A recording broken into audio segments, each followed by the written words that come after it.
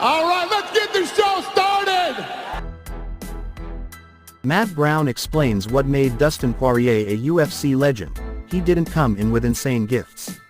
It's not tearing him down, it's just the objective truth. I mean, I know the way I'm going to remember him is not necessarily as one of the greatest, definitely great. Not one of the greatest. In terms of warriors and warrior mentality, I think he is absolutely one of the greatest of all time in that. He's probably got to be in the top 5 when you talk about guys willing to fight through anything and keep coming back. I think that's a lot of what I'm known for, and I put him above me in that regard. I think he's one of the top 5 maybe in history of just warriors. Where Poirier truly excelled was with his heart, determination and toughness that kept him ranked as one of the best lightweights in the world for the better part of the past decade. He also had an impressive run at featherweight between the UFC and WEC, which is just another of his accomplishments. Brown believes that's what stands out most about Poirier and puts him head and shoulders above many of the other athletes from his same era. He's a warrior, Brown said. I don't remember him really having many fights, he just dominated. It was always a knockdown, drag-out war, and he just fought through it better than the other guy. I don't put him up as a top 5 skilled guy or athleticism. We're all born with what we're born with, unfortunately, but in terms of hard-working, hard-nosed, gritty, bite down on your mouthpiece, walk forward, fight to the death guys, I mean Dustin Poirier is top 3.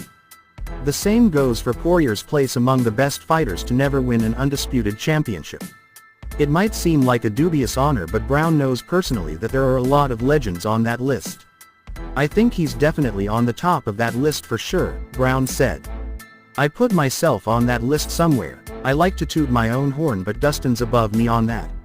I would agree on that. We'd have to think about that. Write down some names and compare resumes, but he absolutely has to be at the top of the list. I'd also put him at the top of the list of just greatest warriors in the UFC. The whole BMF belt, which is the stupidest thing ever, but if there's one deserving guy of that, it's Dustin Poirier. Just toughest guys, grittiest, hardest working guys. Dustin Poirier's in the top 3 of a lot of these conversations. More than anything, Brown hopes that Poirier moves on to the next phase of his life knowing he gave everything he had to the sport, and he'll always be remembered as one of the biggest fan favorites in history. I think Dustin really maximized everything he has, that he was born with, Brown said. I think he did a great job.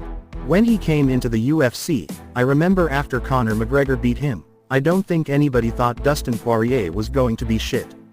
At that point, I remember interviews asking me, what do you think about Conor McGregor? He really hasn't fought anybody. We didn't know what Dustin Poirier would be at that time, but I don't think anybody looked at him like, wow, this is the next big guy.